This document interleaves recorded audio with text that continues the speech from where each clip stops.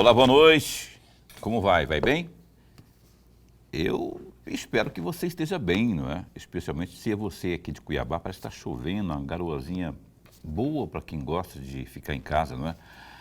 Ótima noite para você, cá estamos de volta ao vivo com o programa Opinião. Hoje, sexta-feira, 14 de fevereiro de 2025 e tal como a gente anunciou, está postos conosco para mais nossa alegria, não é? E honra também, mais uma vez, o glorioso Coronel Assis, deputado federal, União Brasil, e que vai aqui dar um F5, dar uma atualizada nas questões ligadas à atuação parlamentar dele lá na Câmara e, evidentemente, algumas questões mais de política, enfim. O Coronel Assis vem aqui, já que Dona Catarina deixou e o seu Zé Maria também deixou, que são os pais dele, né? Então, ele veio daqueles que obedecem os pais ainda, né? E nós vamos conversar muito, tem muito assunto, tem polêmica. Tem uma polêmica, eu vou abrir o programa com ela, inclusive, aqui, né? Até porque ontem teve um entrevistado aqui que já deixou uma cutucadinha. Eu já vou dar uma refrescada na sua memória. Antes, quero cumprimentar o meu indispensável amigo de quase 5 anos de parceiro de bancada aqui, o glorioso prof. Ele é imortal da Academia Mato Grossense de Letras, é escritor de mais de 20 livros, 10 romances, é colunista, articulista do jornal A Gazeta, dos domingos. É domingo ainda, né? É domingo. Domingo. E aqui, está todo dia comigo aqui, me aturando, me suportando. De vez em quando ele vai lá, fala mal de mim pro Dorileu, pede providência, mas Dorileu não toma providência e tudo mais. Mas é meu amigo, mesmo assim é meu amigo. Lorenberg, como vai? Vai bem? Boa noite. Muito bem, Paulo, muito bem. Boa noite, Paulo Coelho. E um grande abraço, mais um grande abraço mesmo a todos os nossos telespectadores, a razão maior do nosso programa. Mas eu vou mandar um abraço muito especial à nossa telespectadora que assiste todos os dias o nosso programa, Sueli Sampaio, Paulo. Opa! Mandou um grande abraço para todos nós.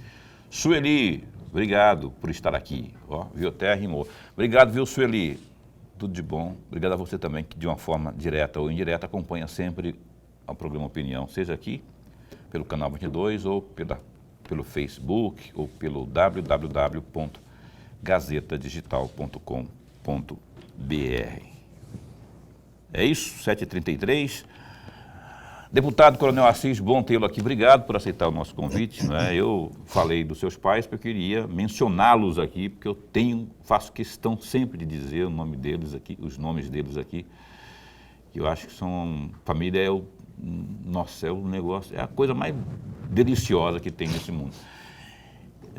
Então, eu cumprimento os dois gloriosos progenitores aí. E vou abrir com uma polêmica. Ontem esteve aqui sentadinho onde o senhor está, Orlando de Almeida Perry, desembargador, e eu levantei, obviamente, o tema dos mercadinhos na penitenciária, nos presídios. Ele é a favor e é contra quem é contra, não é? E ele até lembrou aqui, não no ar, mas depois, inclusive o Assis tem um projeto lá nesse sentido de, enfim, tem alguma coisa, tem alguma movimentação parlamentar na questão da proibição dos mercadinhos lá. Eu queria abordar isso. Antes, ao abordar, eu não vou ler tudo, porque, primeiro que eu sou meio cegueta, mas ele mandou para mim hoje, durante a tarde, doutor Perry, uma decisão lá envolvendo um presídio, acho que é de Colniza. Ele está dizendo aqui, não é? É uma decisão, está dizendo aqui, uma tutela antecipada, ação civil pública de pedido de tutela de urgência antecipada, ajuizada pela Defensoria Pública, a Defensoria está em todas, né? Ela vai realmente estar aí para isso mesmo.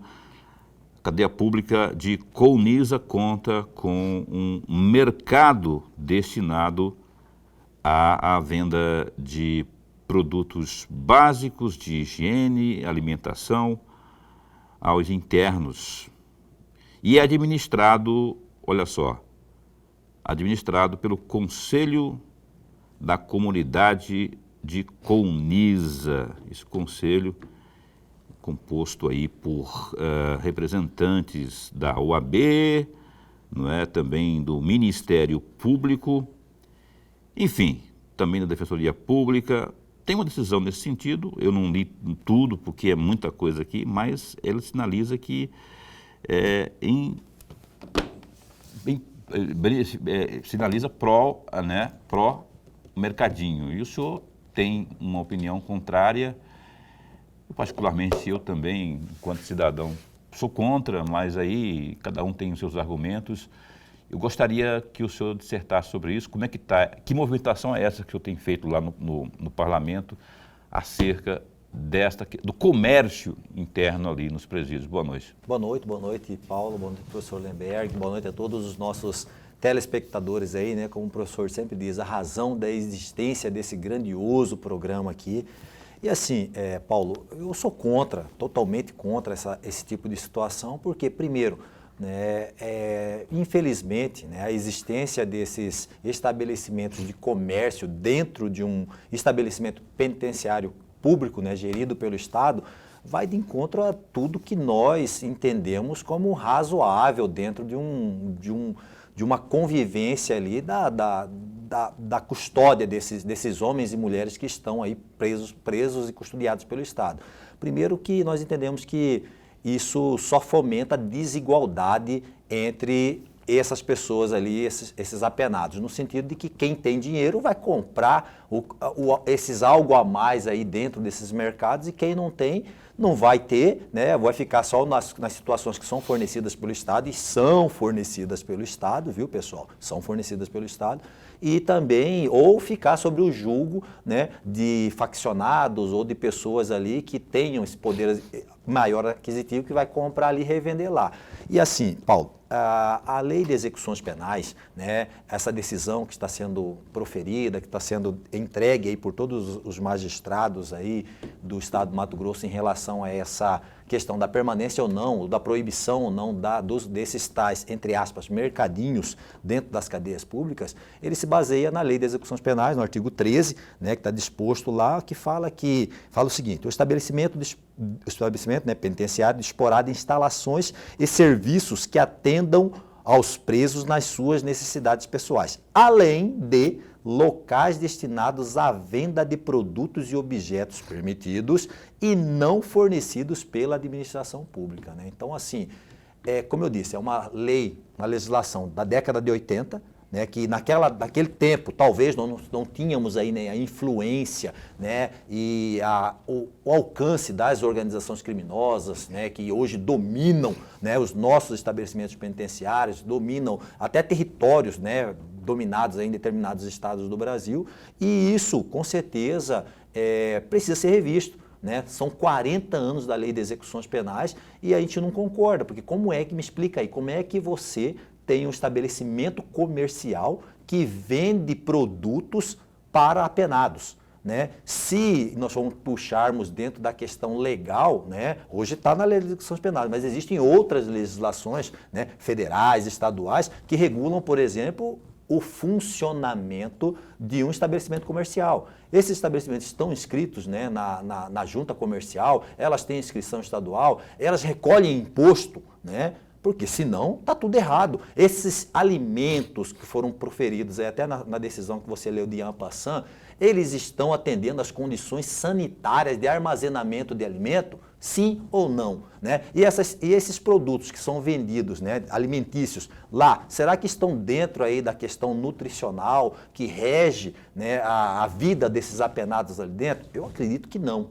né? Então, baseado em tudo isso, né, e lógico, está na legislação, nós entramos com um projeto de lei lá no Congresso Nacional, né, na Câmara dos Deputados, para retirar do texto da Lei de Execuções Penais essa parte que diz que haverá um comércio ali, porque é um contrassenso, né? O Estado tem a obrigação de entregar para esse apenado que está sob a sua custódia as condições para que ele fique preso, né? Então é um contrassenso e a gente não concorda. Eu consegui, só para você ter uma ideia, nessa primeira, no protocolo, quase 50 assinaturas de parlamentares, né? Então nós iremos fazer agora um grande movimento lá dentro da Câmara dos Deputados no sentido, né, de pautar isso aí nas comissões, né, e ver se a gente consegue tramitar isso da maneira mais breve possível para que a gente possa seguir para o plenário. Sai seguindo plenários, eu tenho plena convicção que hoje nós temos voto para ganhar e tirar isso da legislação de execuções penais. Vou fazer aqui uma defesa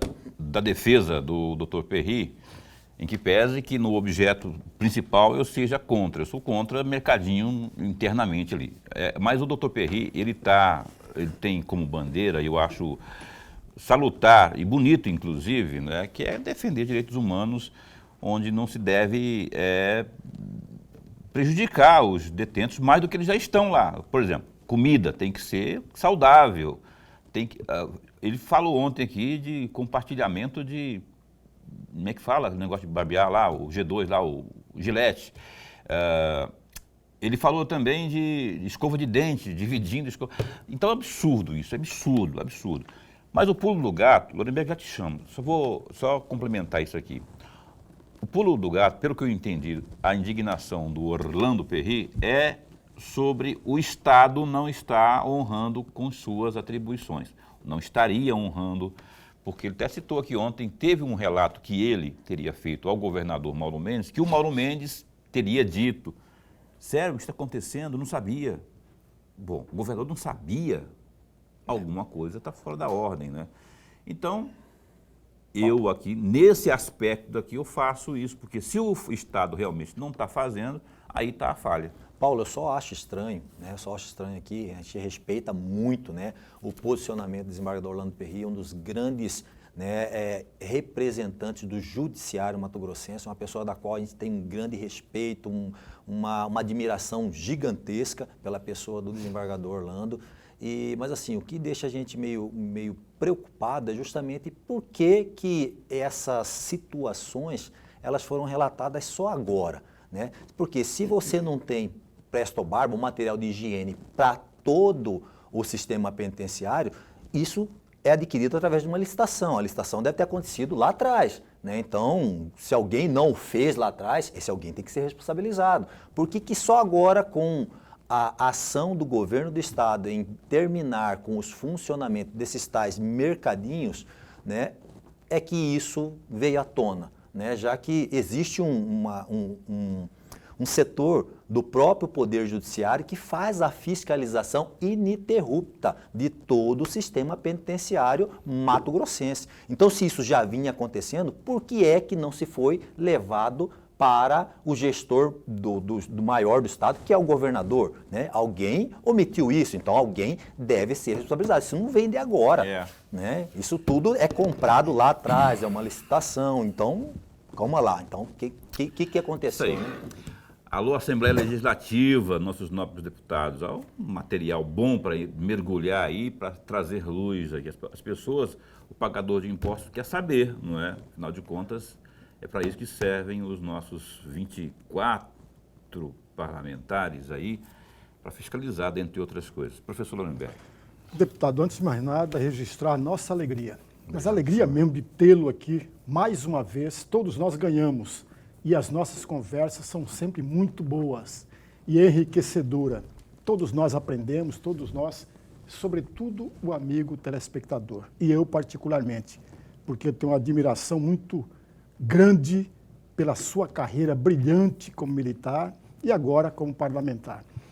Deputado, como todas as nossas conversas são muito boas, logo cedo pela manhã, logo que eu acordei, eu estava mais ou menos imaginando trazer 8 assuntos para ouvi-lo, em especial ouvi-lo.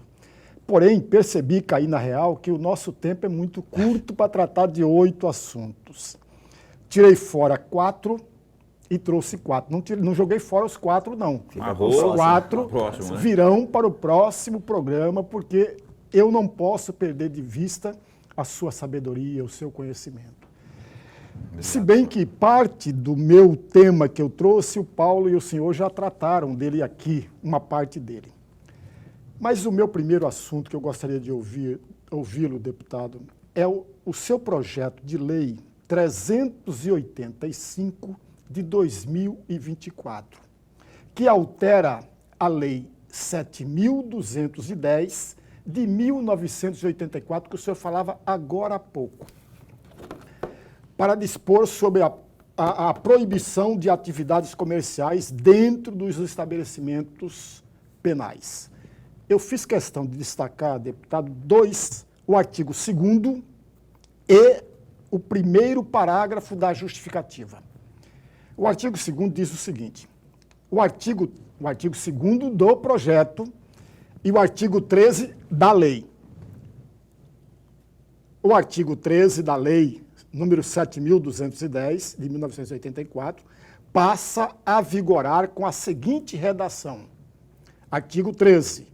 O estabelecimento disporá de instalações e serviços que atendam aos presos nas suas necessidades pessoais. Isso é da lei. Esse é o artigo da lei. É o projeto do dele. projeto, esse é o projeto dele. Se bem que essa parte toda está no artigo No 13. artigo 13, assemelha, né? porque essa é a responsabilidade do Estado para com o apenado. Tá, aí vem necessidades pessoais, sendo vedada a atividade de comercialização dentro de suas instalações. Esse é o que diz o artigo 2º do seu projeto. Lá no primeiro parágrafo da justificativa tem um trecho que eu destaquei e fiz questão de fazê-lo.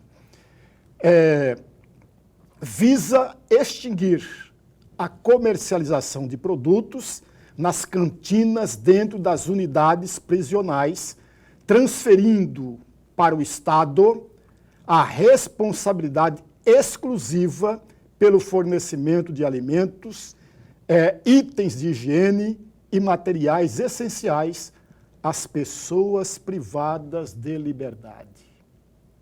Eu fiz questão de colocar esse trecho, sobretudo privadas de liberdade, mas não privadas das suas necessidades básicas. Fecham aspas, deputado.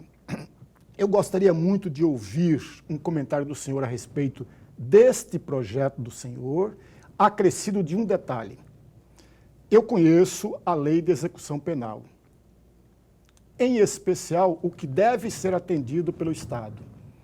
E eu acompanhei nos últimos 10, 15 dias, sobretudo, pela parte da imprensa, não toda a imprensa, mas parte da imprensa, e se aquilo tudo que eu li e os testemunhos que eu ouvi que estiverem corretos, o Estado de Mato Grosso peca, não está atendendo os artigos 11, ou melhor, 10, 11, 12 e 13 da Lei de Execução Penal.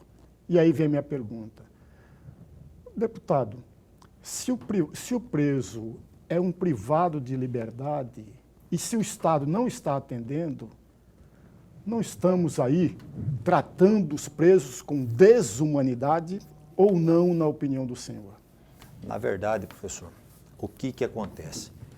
Nós, não entendemos que cadeia tem que ser depósito de gente, de maneira alguma. Nós entendemos que o cumprimento da pena, ela tem que ser, sim, dura e que a pessoa, com certeza, atinja os objetivos, que é justamente promover aí, o corte desse contato dessa pessoa com a vida criminal, isolando ela naquele momento, e promover um arrependimento. E quem sabe, talvez dentro desse processo todo, uma reinserção social através do trabalho, através da educação, importante. Mas a cadeia também não pode ser uma colônia de férias. É inadmissível pensar que nós temos um Estado dentro do Estado, dentro dos nossos estabelecimentos penais. Isso é horrível. E agora, a pergunta que eu fiz para o Paulo, e eu volto a fazer novamente.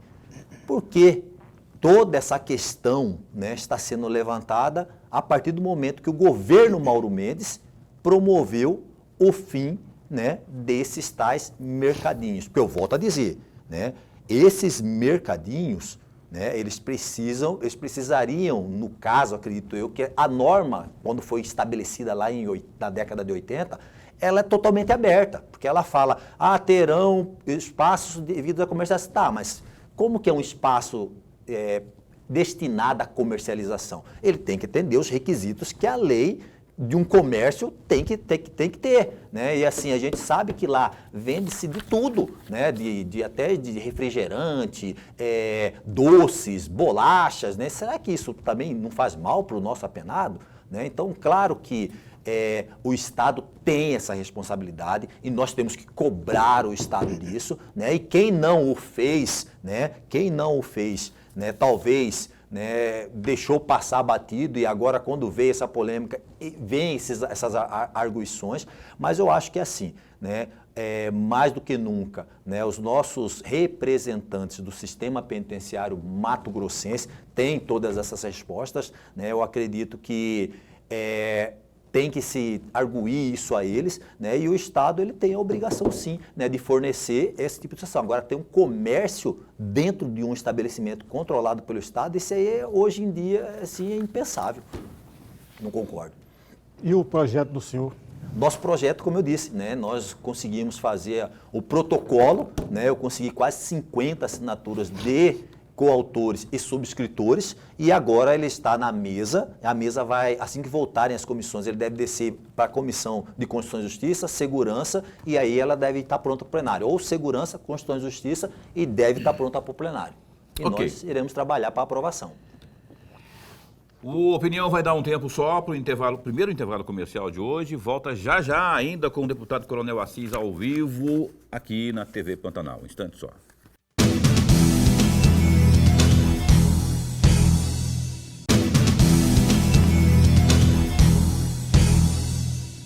E cá estamos de volta, você está assistindo ao programa Opinião nessa sexta-feira, dia 14, não é? De fevereiro de 2020. Olha, GD é o Gazeta Digital, dá um clique aí, tem muita coisa para você ler, se informar.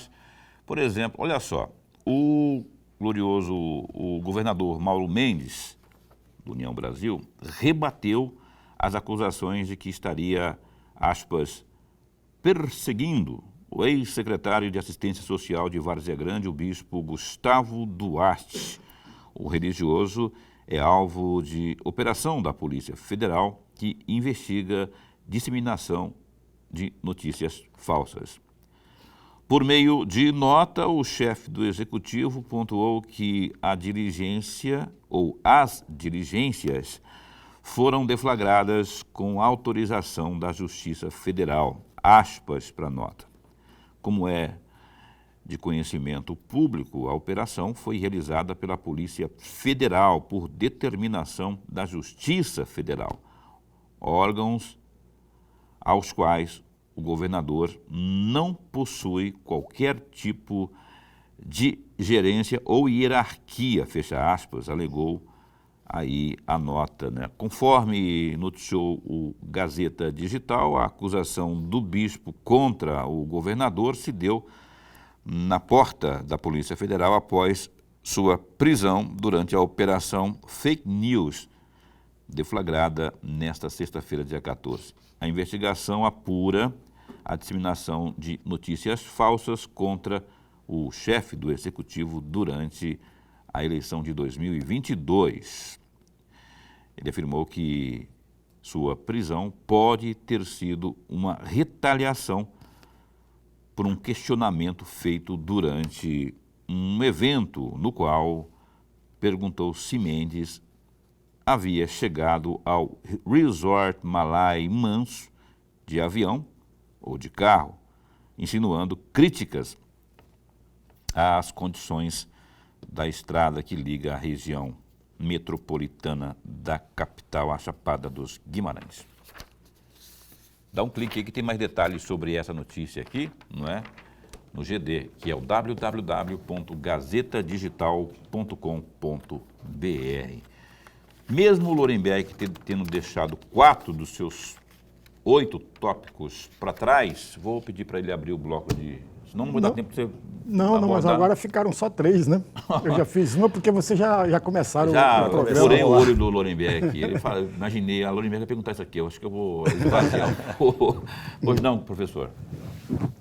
Deputado, eu tenho aqui, e eu gostaria muito de ouvi-lo, uma justificativa por um voto que o senhor deu. Eu gostaria muito de aproveitar a sua sabedoria, o seu conhecimento. Trata-se do projeto de lei 2215 de 2024, que institui o Dia Nacional para a Ação Climática, da deputada federal Duda Salabert, do PDT de Minas Gerais. Esse projeto, eu fiz questão de trazer aqui o artigo 2º desse projeto. O artigo 2º diz o seguinte: a realização do Dia Nacional para a Ação Climática será marcada por ações práticas de prevenção, redução, proteção e respostas aos eventos climáticos externos e desastres naturais promovidos pelas instituições de ensino da educação infantil, fundamental e médio, públicos e privadas. Está no artigo 2º. Para ser mais ainda detalhado para o amigo telespectador entender, esse projeto foi aprovado na sessão do dia 12 de fevereiro de 2025, com 273 votos favoráveis e 136 contrários. A bancada de Mato Grosso tem 8 deputados. 2 deputados federais, a deputada Gisela Simona e o Emanuelzinho, aprovaram o projeto, votaram sim. Ao passo que o deputado Juarez Costa, a deputada Fernanda, o deputado José Medeiros, o deputado Nelson Barbudo, o deputado Rodrigo Zaelli e o senhor votaram contra o projeto. Aí vem a minha pergunta, que é uma pergunta que todo telespectador e, sobretudo, o seu eleitor, deputado, faria ao senhor. Qual a motivação que o levou a votar contra um projeto que institui o Dia Nacional da Ação Climática? Na verdade, professor, o que acontece? Nós, lá no Congresso Nacional, na Câmara dos Deputados, nossos votos, né, eles precedem uma orientação. Né, e nesse caso específico, né, durante as discussões, né, e nós tivemos ali, né, uns pedidos para podermos também emendar algumas situações nesse projeto especificamente, foi identificado algumas inconsistências, né, justamente na justificação, justamente nas questões aí que caracterizavam esse projeto de forma muito ideológica. Né, e isso, para a oposição, né, e alguns outros partidos, foi orientado para que se votasse contra. Né, e nós, seguindo a orientação, né, da nossa liderança da oposição e também alguns outros partidos que fizeram essa orientação, nós votamos contra. Né. Então, assim, eu entendo que não se pode, né, confundir as coisas no sentido de tentar se estabelecer algo, né, com um caráter bom, mas com um fundo totalmente ideológico. Então, esse foi um dos fatores que motivou o meu voto, né, além da orientação da oposição, que foi a orientação para votar não, contra esse projeto.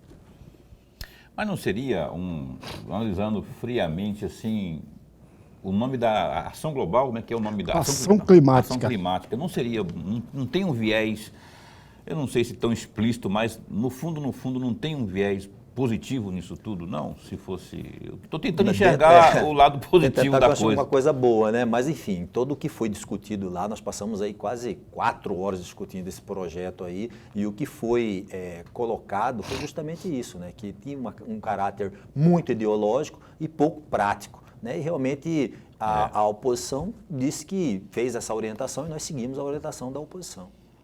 Pouco prático. Inclusive, né, o próprio deputado Juarez Costa, que é do MDB, que é a base do governo, votou também contra. Que entendeu da mesma forma. Exatamente. Bom, enfim. Por falar nisso, né, pouco prático, da pouca praticidade de algumas decisões aí, o glorioso aqui, o Assis, ficou meio tiririca da vida esses dias aí por conta de uma decisão um decreto, o 12.375 de 6 de fevereiro do Lula, publicado aí recentemente aí, que causou a indignação não só do Assis, mas de outros da oposição também, principalmente na bancada da segurança. ele, o Assis aqui, que é vice-líder da oposição, se posicionou, classificou aí essa medida como um absurdo por revogar o direito dos militares da reserva não remunerada de obterem a carta patente. Eu queria que você explicasse mais, não só a sua revolta, né, mas essa posição do governo Lula, qual que vai ser o efeito dela? Paulo, assim, eu acho que o governo Lula ele perde muito tempo, né, eu não sei se intencionalmente ou não intencionalmente, com coisas que não têm efeito prático algum, né? Por exemplo, a questão da carta patente dos oficiais temporários, né, que são os oficiais da reserva não remunerada. A história, né, do serviço do oficial da reserva não remunerada, do oficial temporário, ela é muito bonita, né? Ela faz parte da história do Brasil, faz parte, né, da história mundial, porque começou lá na Primeira Guerra Mundial, onde não tínhamos oficiais, então eles recrutavam pessoas temporariamente para ir defender, né, o Brasil na guerra, na Segunda Guerra também, e hoje eles fazem um trabalho gigantesco, né? Hoje mesmo eu participei lá no 44 da entrada dos novos alunos do NPOE, que serão aí os oficiais temporários no passado, e todos eles, Paulo, professor, eles levavam para casa um documento, um pedaço de papel publicado, bonitinho, chamado carta patente. Né? E a pessoa, quando está ali dentro da caserna e ele leva isso para casa, isso é um motivo de orgulho para ele mostrar, emoldurar, mostrar para os netos, para os seus descendentes, que ele é um oficial da reserva não remunerada do Exército Brasileiro e que ele possui ali, né, um pouco da história, né, do Exército, das Forças Armadas aí, que tanto contribuíram para a história do nosso país, a história mundial. Eu achei que foi ou é uma coisa impensada, ou é um revanchismo por parte do governo Lula, né? Ou é, sei lá, um grande plano para se tentar minar essa questão do patriotismo, da vontade de achar que você contribuiu, que você faz parte de algo, né? Como o Exército Brasileiro, como as Forças Armadas.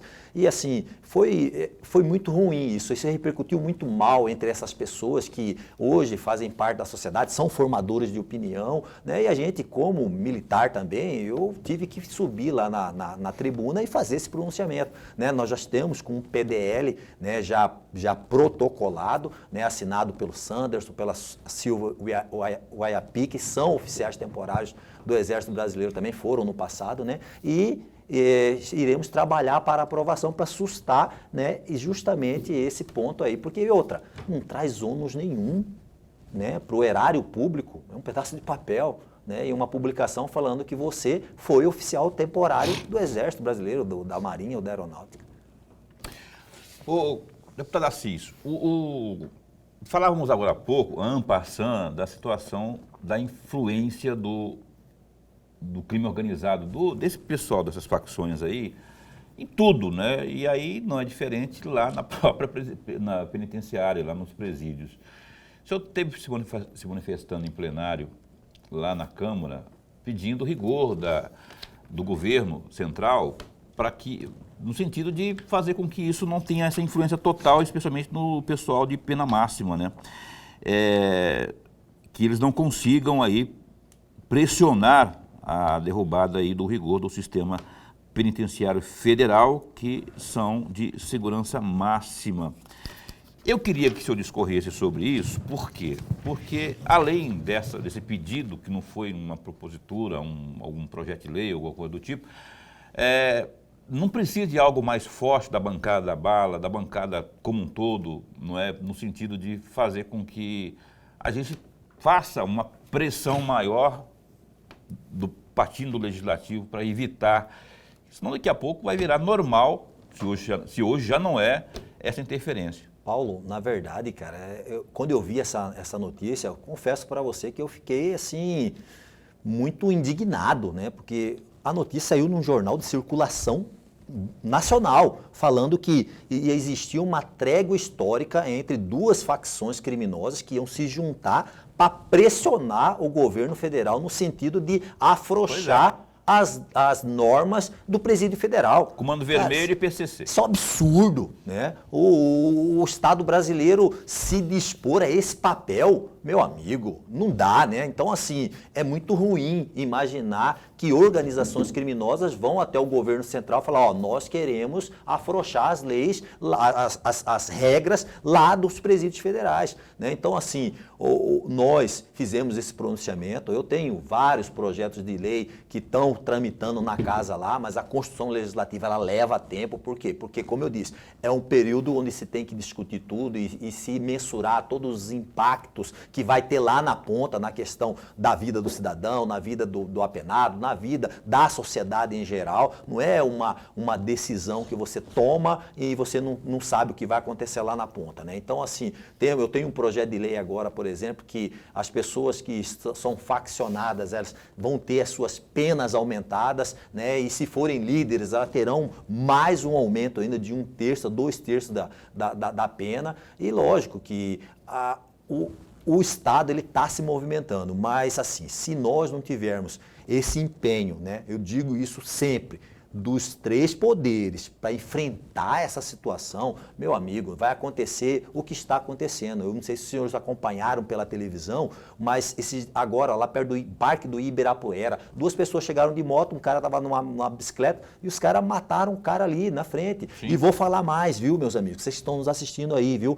Próximo passo da evolução criminal desses caras é a mexicanização da violência. Guarda esse termo, mexicanização da violência, que é a mutilação de corpos pendurados, como acontece lá no México, né? Onde as facções criminosas elas começaram a fazer isso para impor o respeito, impor o terror, impor o medo, né? Já começou. Tivemos o assassinato do Gritzbach lá no maior aeroporto do Brasil, em plena luz do dia. Nós estamos vendo aí as coisas acontecerem, vários cemitérios clandestinos. Antigamente a galera estava filmando, né? Mas aí a polícia começou a prender, deram uma segurada. Mas o próximo passo vai ser isso. Então, se o governo, o Brasil, não tomar atento e ir para cima desses caras, nós vamos viver um narco-estado.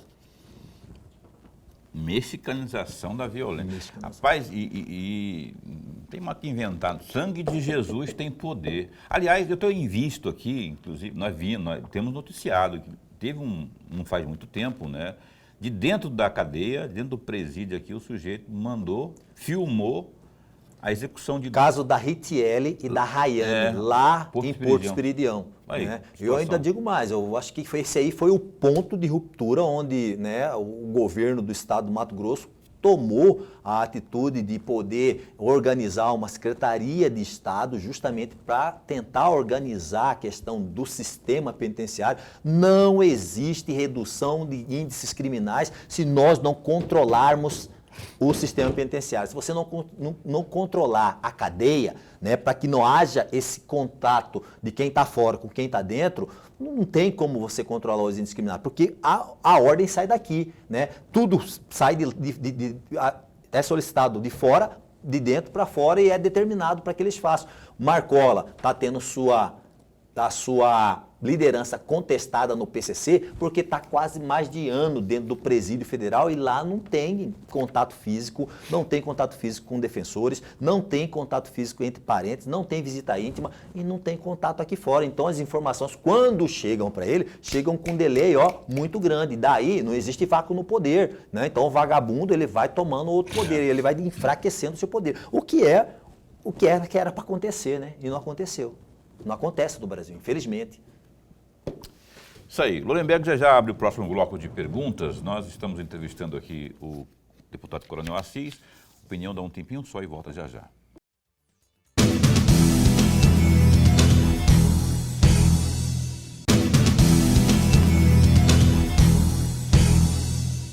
Pois bem, a gente retoma aqui a entrevista nesta noite com o glorioso Coronel Assis, deputado federal pela União Brasil.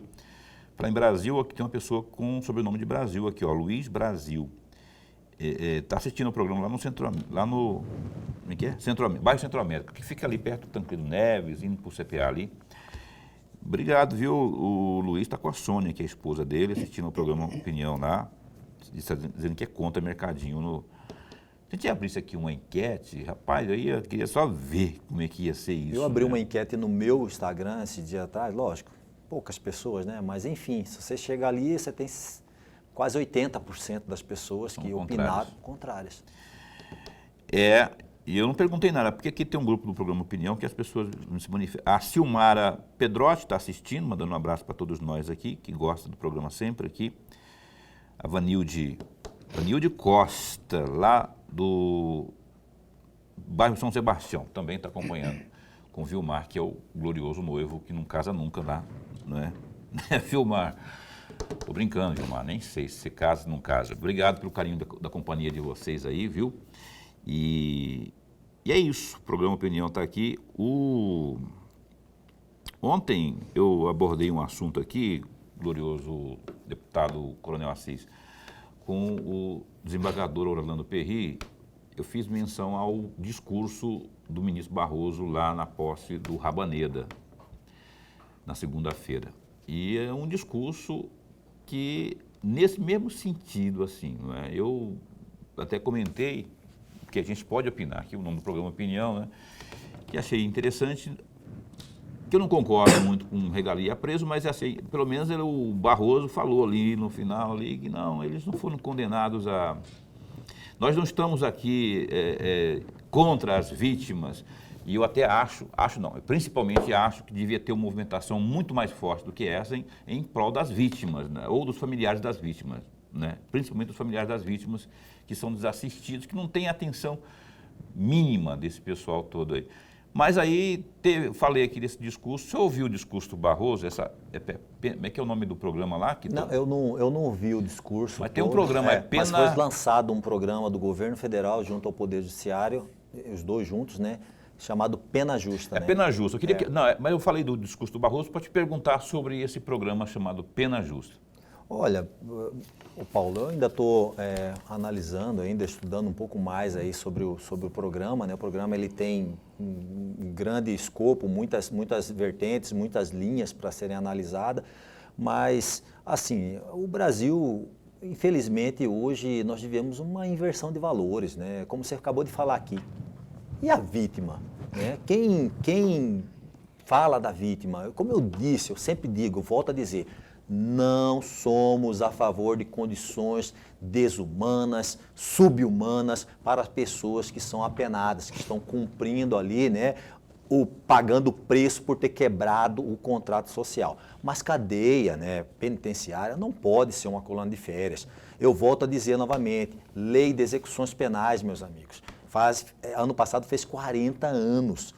Né? Só para vocês terem uma ideia, na lei de execuções penais, a hora que criaram, né, o dispositivo da saidinha, que foi criado, né, a questão da progressão de regime, né, progressão de regime do fechado para o aberto, para o semiaberto e para o aberto. E só para você ter uma ideia, Paulo, professor, nessa época quando criaram, todos os criminosos que cometiam um crime cumpriam um percentual e já ia progredir para o regime semiaberto. E aí, num determinado ponto da história, acredito que na década de 90, os crimes hediondos falaram, não, peraí, o crime hediondo não, o cara cometeu um crime hediondo, então ele vai cumprir totalmente a pena, ele não tem direito à questão da progressão, ok? Aí, nos anos 2000, houve um julgamento que começou lá na primeira instância, né? E o caso concreto é uma pessoa um homem que estuprou, né? Na época era atentado violento ao pudor, mas hoje é estuprou 3 crianças, 3 meninos, né? E ele estava cumprindo sua pena e quando ele atingiu aquele percentual, ele arguiu que queria progredir de regime.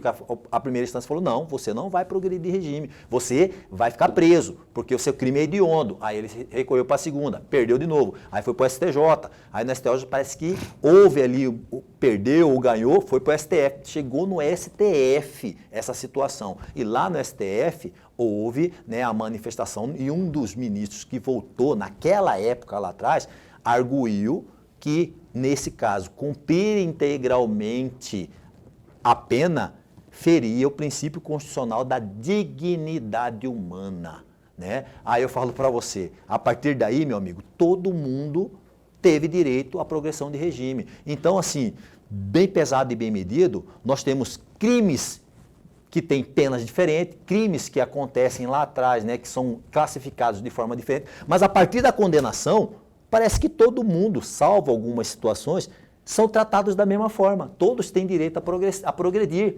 Todos têm direito a progredir de regime. E assim, cadeia de verdade é o quê? Cadeia de verdade é regime fechado. Regime semiaberto é cadeia de mentira. né? É E clone de regime férias. aberto é absolvição. Clone de férias, né? Aí virou uma espécie de jurisprudência. É, não, é uma jurisprudência. Daí para frente todo mundo teve direito a progredir de regime. Ele pode também imposto. Então, assim, teve um caso lá. nós endurecemos e nós afrouxamos, né? Através de uma decisão judicial. Professor. Deputado, mais uma vez eu vou apelar pela sua sabedoria, porque ao longo desse tempo todo eu tenho ouvido pessoas que não fazem parte, que não são congressistas, falando sobre o Congresso Nacional e falando também sobre a Câmara Federal. Eu estou aqui diante de um parlamentar, então eu gostaria muito de ouvir o outro lado. O que eu gostaria de ouvi-lo a respeito? Se o senhor fizesse um balanço, uma avaliação do senhor sobre o desempenho da Câmara Federal, porque nós já estamos no 3º ano da atual legislatura. O ano que vem, o último ano, acaba a atual legislatura. Gostaria muito de ouvir um comentário do senhor, melhor dizendo, uma avaliação, um balanço do senhor sobre o desempenho da Câmara Federal, destacando um ponto positivo, que na opinião do senhor é altamente positivo, e um ponto negativo, que na opinião do senhor é altamente negativo. Eu queria que você fizesse esse balanço em 2 minutos e meio no máximo. Tá bom, vamos fazer rápido aqui. Olha só, o que eu posso dizer para o senhor, professor Paulo, nosso telespectador? Né? A Câmara dos Deputados, é como eu disse, né? O processo legislativo, né? O processo legislativo é um processo que leva tempo. Por quê? Porque quando o legislador, quando o constituinte criou esse modelo bicameral, é justamente para que não se reste dúvida na questão da discussão e principalmente de mensurar, de medir o efeito que ele vai ter lá na ponta, né? Na vida do seu Zé, da dona Maria e das pessoas que serão impactadas por aquela legislação.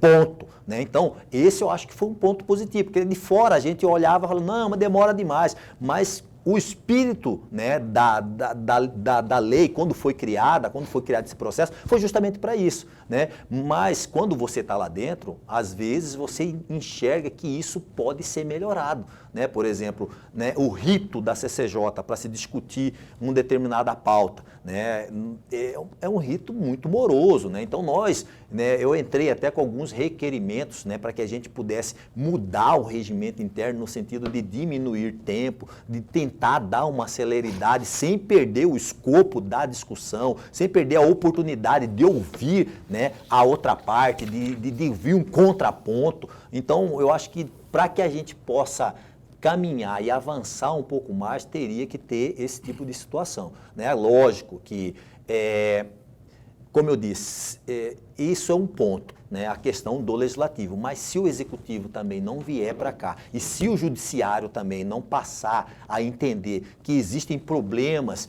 que só serão resolvidos com o empenho desses três, não vai adiantar. Nós vamos estar aí o tempo todo no jogo do empurra-empurra. Um fala que a lei não presta, ou que a lei é fraca, outro fala que o executivo não tem políticas públicas para fazer as coisas que tem que ser feitas, e outro fala que o judiciário só toma decisões aí a favor do crime, contra a vítima, que não pensa no povo, que é um poder que vive dentro de uma redoma, e que é isso. Né? Infelizmente, eu acho que esse é o caminho para o Brasil. Ou a gente se organiza dentro desse mistério, ou nós, né, vamos ficar nesse jogo de empurra-empurra aí e vamos viver de iniciativas pontuais de cada um dos poderes.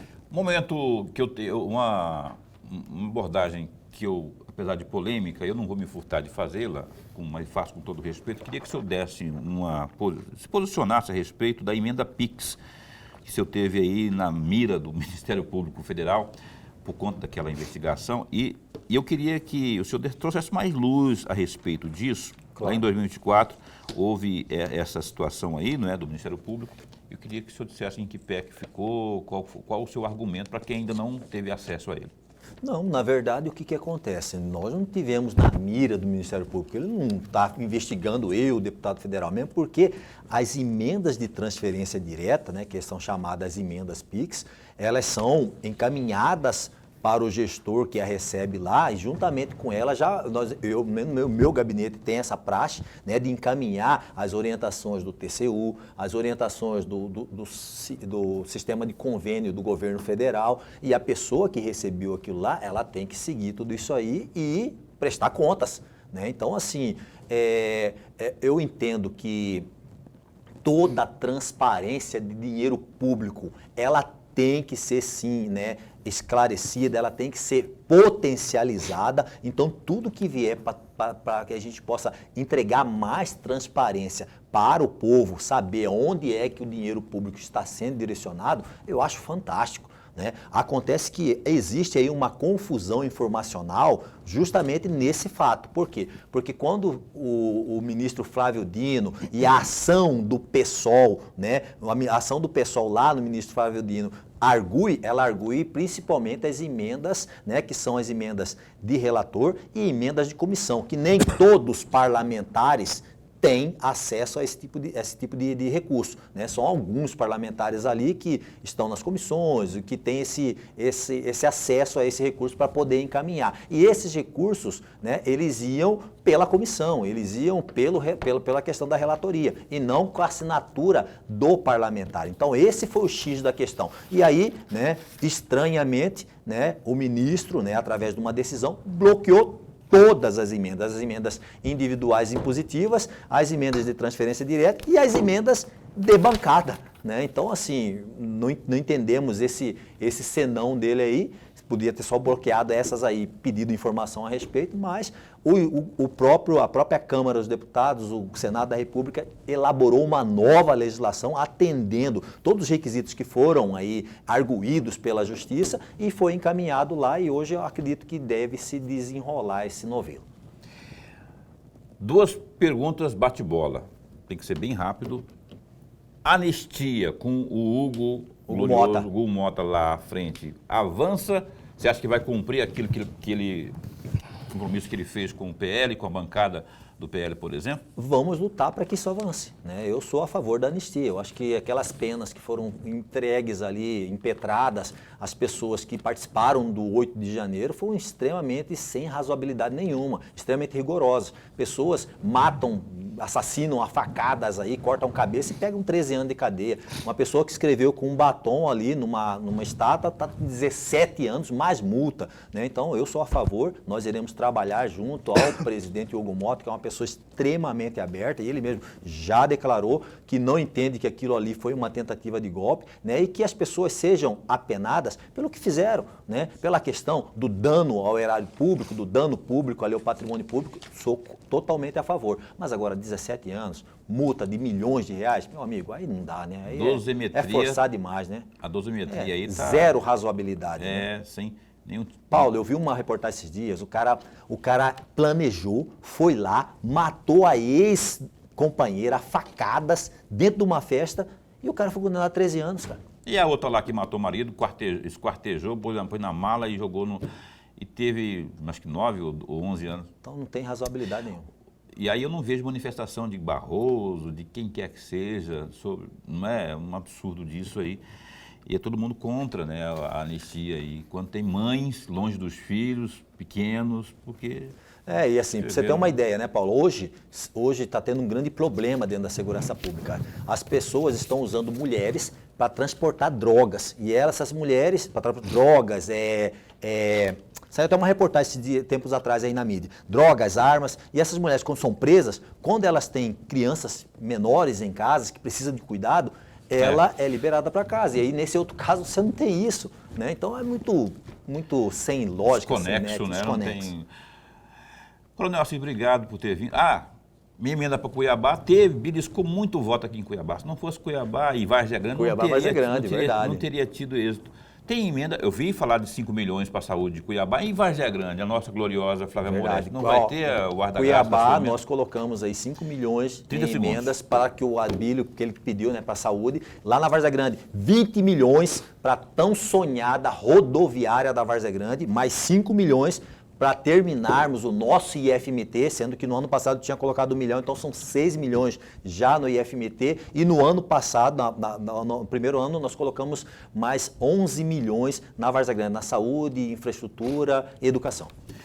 Então, 5 milhões para Cuiabá, na saúde. 20 milhões, e 20 milhões para a rodoviária e 5 milhões no IFMT. Tá aí, tá vendo? Tem que cobrar esses gloriosos parlamentares aí, que os caras vão lá, pede o voto, ganha voto, depois Verdade. tem que trazer também. Tem que entregar o resultado.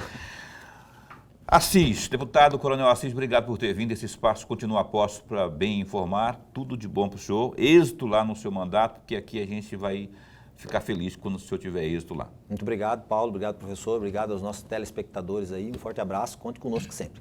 Abraço ao glorioso Vinícius, que está ali, e o Bruno também, assessores da ação parlamentar aqui do professor do Coronel Assis. Lorenberg. Até segunda-feira. Até segunda-feira. Outro parlamentar federal vai estar conosco aqui. Ele está substituindo, né, entrou no lugar aí do deputado prefeito Abílio, que é o Rodrigo Dazaeli. Rodrigo Dazaeli vai estar conosco ao vivo às 19h30, segunda-feira, aqui no programa Opinião. Vamos cobrar também dele, embora ele tenha acabado de entrar. Quem indicou a emenda dele foi o Abílio. Eu do Abílio estava lá. É isso, gente. Bom fim de semana para você, tá? Se cuida, que Deus, o zeloso guardador, cuide bem do seu caminho por onde você for. Fica bem, fique com Deus também.